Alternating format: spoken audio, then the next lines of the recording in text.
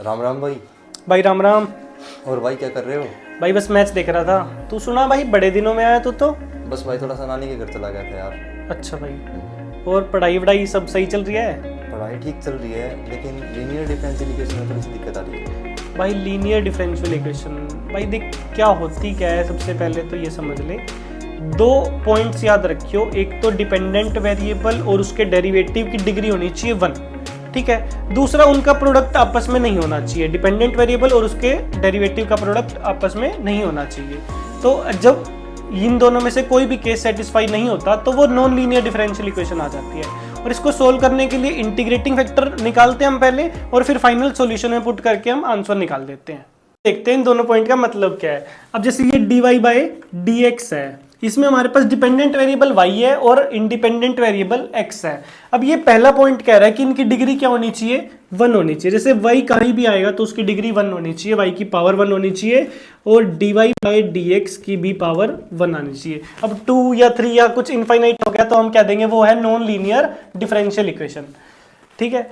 अब दिखाते हैं no product of dependent variable and its derivative. मतलब कहीं भी अगर तुम्हें ऐसा मिल जाए y इंटू dy/dx मिल जाए तो कह देना भैया ये कौन सी इक्वेशन है, नॉन लीनियर डिफरेंशियल इक्वेशन, ठीक है।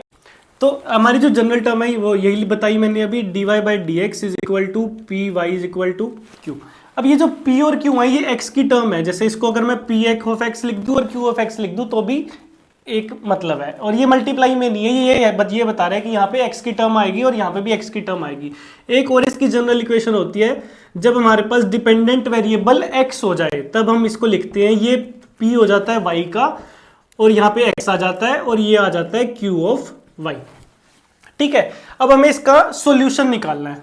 अब सॉल्यूशन तक पहुंचने के लिए मान लो ये क्वेश्चन है और ये सॉल्यूशन है, बीच में हमें एक और चीज की जरूरत है जो क्या है, इंटीग्रेटिंग फैक्टर। उसको हम IF से बोल देते हैं, और इसका मतलब क्या होता है, एक्सपोनेंशियल इंटीग्रेशन ऑफ PDX। इसमें PDX और इसमें क्या हो जाता है, एक्सपोनेंशियल PDY हो जाता है, ठीक है। अब यहां से हम क्या करेंगे, कभी कोई क्वेश्चन दिया होगा सबसे पहले इस फॉर्म में बनाएंगे, कंपेयर करके P और Q की वैल्यू निकाल लेंगे, फिर हम इंटीग्रेटिंग फैक्टर निकाल लेंगे।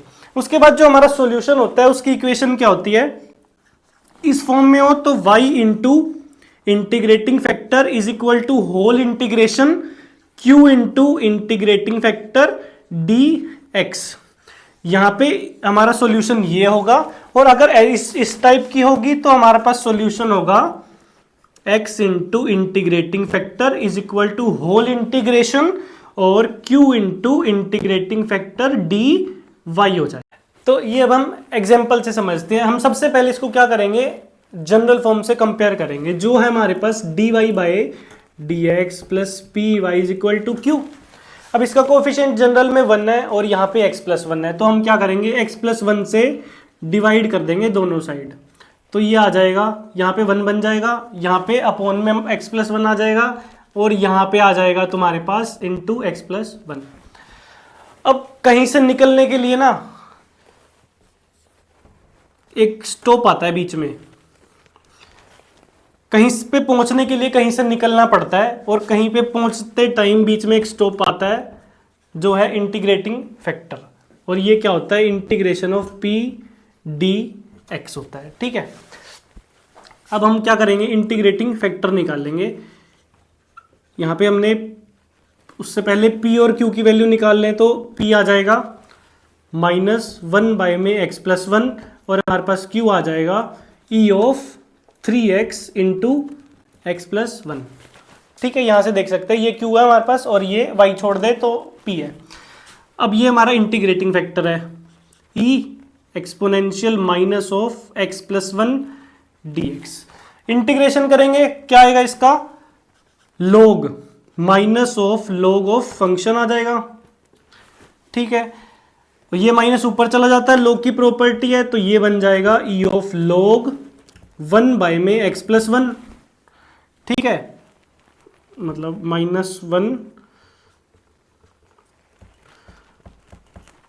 log -1 x प्लस 1, ई और log कैंसिल हो जाएंगे और यहां हमारे पास बचेगा 1 बाय में x प्लस 1 बचेगा। ये नीचे आ जाएगा। अब ये हमारे पास इंटीग्रेटिंग फैक्टर आ गया, और जो हमारा फाइनल सॉल्यूशन था वो क्या होता है, y into integrating factor is equal to whole integration q into integrating factor dx। Integrating factor क्या आया 1/x+1, और होल इंटीग्रेशन q था हमारे पास e ऑफ 3x x+1, और इंटीग्रेटिंग फैक्टर आया x+1 कैंसल dx। अब सिर्फ फॉर्मेलिटी रहती है इंटीग्रेशन करने वाली। e ऑफ 3x क्या होता है, e of 3x as it is divide by 3 plus constant of integration y by में x+1। ये हमारा क्या आ गया, आंसर आ गया। ये क्वेश्चन ना थोड़ा सा समझने वाला है। कैसे, इसमें दे रखा है 1 प्लस वाई स्क्वेयर। अगर हम डिपेंडेंट वेरिएबल मान लेते हैं y को, मतलब इस फॉर्म में इसको कन्वर्ट कर देते हैं, तो हमारे पास यहाँ पे आ गया वाई स्क्वेयर। और तुम्हें मैंने स्टार्टिंग में ही बताया था कि अगर इसकी डिग्री होनी चाहिए 1 और इसकी डिग्री यहाँ पे 2 आ गई, तो फिर तो हम कह देंगे कि ये नॉन लीनियर डिफरेंशियल इक्वेशन है। पर यहाँ पे x दिख रहा है 1 पावर में, तो हम इसको इस फॉर्म में बना लेते हैं dx बाई dy। तो करते हैं, तो इसकी जनरल फॉर्म होगी px is equal to q dx by dy से डिवाइड कर दो, और यहाँ पे 1 प्लस वाई स्क्वेयर है ही, इधर आ जाएगा tangent inverse y minus x। और इसको अगले फॉर्म में लिखें तो ये उस साइड चला जाएगा dx बाई dy, और प्लस x, मतलब ओवरऑल यही आ जाएगी, तुम देख लेना, is equal to tangent inverse y by में 1 प्लस वाई स्क्वेयर। ठीक है, कंपेयर करके p और q की वैल्यू निकालो, तो p ऑफ y क्या आएगा 1 बाई 1 प्लस वाई स्क्वेयर, और q ऑफ y क्या आ जाएगा, ये पूरा टेंजेंट इनवर्स y और 1 प्लस वाई स्क्वेयर। अब चलते हैं इंटीग्रेटिंग फैक्टर की ओर। इंटीग्रेटिंग फैक्टर होता है e ऑफ, इसमें क्या आ जाएगा p dy। p है हमारे पास 1 प्लस वाई स्क्वेयर dy, और इसका इंटीग्रेशन हमें पता है ट्रिग्नोमेट्री में आता है, जो क्या है tan इनवर्स y। ये हमारे पास आ गया इंटीग्रेटिंग फैक्टर। अब इसके सॉल्यूशन पे चले तो क्या होता है वो x into integrating factor is equal to whole integration y q into tan inverse y into integrating factor. अब थोड़ी सी दुविधा हो गई कि ये तो कई चीजें मिक्स हो गई। अब हम क्या करते हैं, हमें ये इंटीग्रेशन सोल्व करना है, तो हम मान लेते हैं tan इनवर्स y को t सब्स्टिट्यूशन मेथड से करते हैं। Let tan inverse y is equal to t, इसका क्या कर दो डेरिवेटिव, वो क्या आएगा 1 plus Y square dy is equal to dt। अब मेरे को यहाँ पे कुछ लिखने को मिल गया, जो है t, ये और ये मिला के क्या हो गया dt, और यहाँ पे e की पावर t आ गई।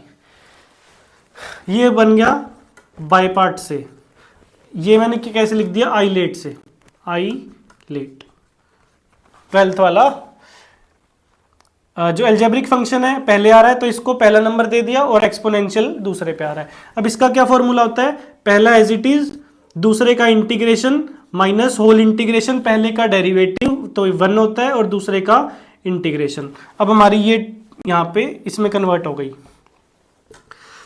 अब इसका as it is E of T इंट, और सीधा अब तो सब्सटीट्यूट कर देते हैं, आंसर आ गया, और प्लस सी लगा देते हैं।